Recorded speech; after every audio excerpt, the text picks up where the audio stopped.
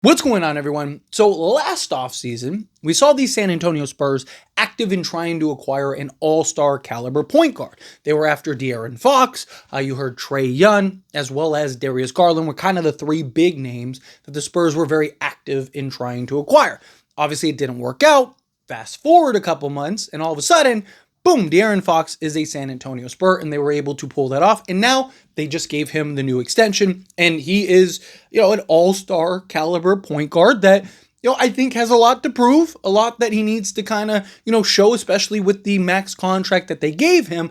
But I do think him and Victor Wembanyama could be a just dynamic pairing moving forward, and you add in all the young talent, all the players. I think that the Spurs have a chance to be a really good team. I'm not really expecting them to win a championship this year. Right? Obviously, you never know. We saw Indiana go on a crazy run last year. A lot harder in the West than it is the East. But if Wemby moves into, the top 5 in the league or something like that, and he's just dominant, and De'Aaron Fox is looking like that all-star point guard again, and Stephon Castle picks it up a year, and Dylan Harper's an impact guy right out the gate, and the role guys kind of step up. Who knows, right? They're definitely a team that I don't want people to sleep on. They're definitely a team that I think could be very good. But this kind of feels like a team that's either, they're going to need to either trade for another star, or they're going to need their young guys to kind of expedite over the next, year or so, which is probably the route that they end up going. But time will tell. We will see. However, new reports came out that before the De'Aaron Fox acquisition, they could have gotten Trae Young. And it's kind of an interesting idea, and I want to go over it, but here's the thing. So this comes from NBA insider Jake Fisher and the Stein line. He was on the Stein line when he talked about Rich Paul and Trae Young were trying to push for a Spurs trade. So there was a time, sources say, when Young's camp viewed him as an optimal potential playmaker partner for Victor Wembanyama. He has since moved to CAA, but was repped at the time by Rich Paul, who appeared determined to place one of the all-star guards. Then on Clutch Sports roster, Young, Fox, or Darius Garland alongside Victor Wembanyama, Fisher wrote. And obviously, it ended up being De'Aaron Fox. Trae Young was an option. But I don't... So I think De'Aaron Fox has the potential to be very good. De'Aaron Fox is a better defensive player too. I think Trae Young would actually be better, because if anyone could kind of mask and help kind of the Trae Young, pairing would be Victor Wembanyama and just the ground that he covers. I think if you put Trae Young with Victor Wembanyama and then like 3 just like versatile switchable defenders like a Stephon Castle with like, I don't know, go find 2 athletic versatile defenders, I think that could be terrifying. Trae Young's biggest issue is just the defense. He's just small. But he's more dynamic than De'Aaron Fox. De'Aaron Fox, you could argue, is a little more steady, right? But I just think the ceiling would have been higher with Trae Young as opposed to De'Aaron Fox. I think there's an argument to be made that can, like you kind of know what you're going to get with De'Aaron Fox. That makes sense, right? But again, he hasn't really done much, right? I mean, Trae Young was like 2 wins away from being in like the NBA Finals, right? And he's had, neither guy has had like major success, right? Neither guy has like led a team to an NBA championship. Neither guy, I mean, you look at Trae Young, he led a team to the Eastern Conference Finals, and it's basically been a play-in team or missed the playoffs since, right? And now Atlanta, I don't know why they're not giving him a contract. Right? Maybe they're kind of waiting, being patient for next season, see how it works. But that team is like tailor-made for Trae Young, right? I think Atlanta has potential to be really good next year.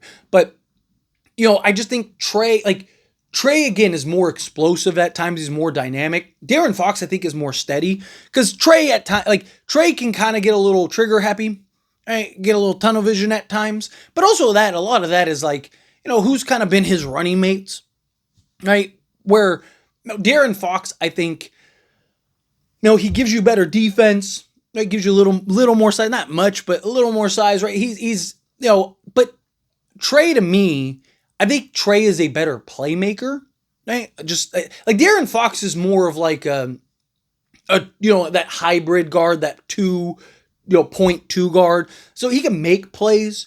Right? But he's best attacking, getting downhill, kind of operating in that, like 10-foot range, kind of get into his office, get settled in, start knocking down shots, right? Being aggressive, I think, is where he's at his best. Where Trae, you're talking about a guy that, leads the league in assists every year. He's just a better natural playmaker. I just think him and Wemby would be just such a dynamic duo. Not that Fox and Wemby won't be. Again, we got to see it. Who knows?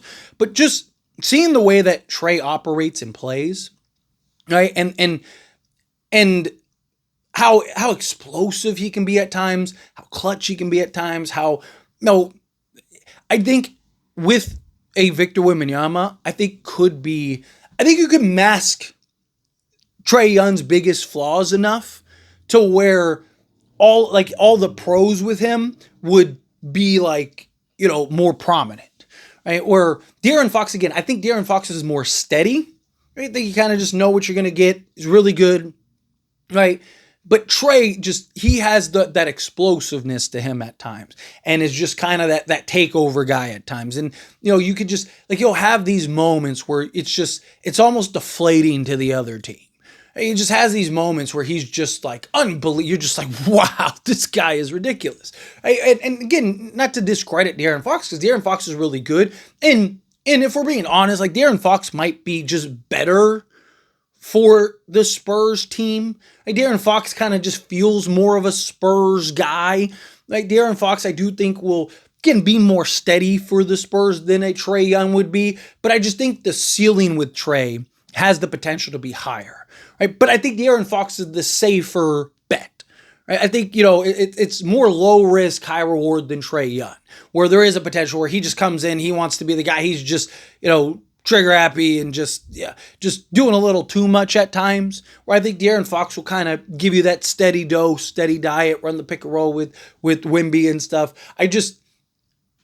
Even last offseason, I talked about it on several occasions. I really would have loved to see, Trae and Wemby.